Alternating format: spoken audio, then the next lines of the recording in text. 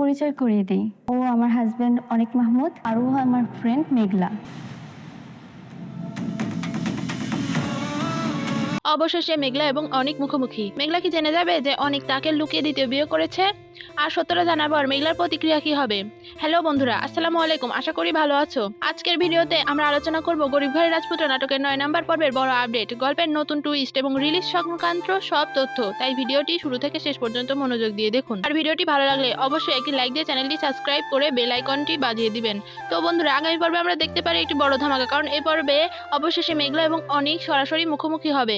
মেঘলা অবশ্যই জানতে পারবে যে অনিক তাকে রেখে বৃষ্টিকে বিয়ে করেছে। এই সত্য জানার পর মেঘলা ভীষণ কষ্ট পাবে এবং অনিকের ওপর প্রচন্ড অভিমান করবে। সে মনে করবে অনিক তাকে প্রতারণা করেছে এবং মিথ্যা বলে অন্য বিয়ে করেছে।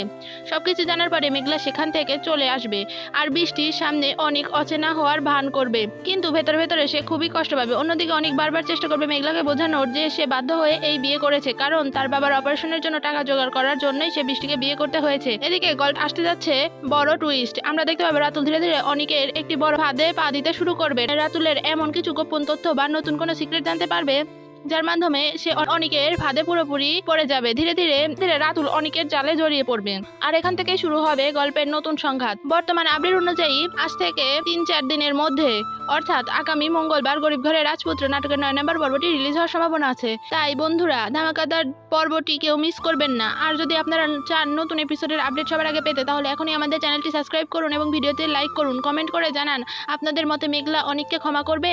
সবাই ভালো থাকবেন, সুস্থ থাকবেন। আল্লাহ হাফেজ।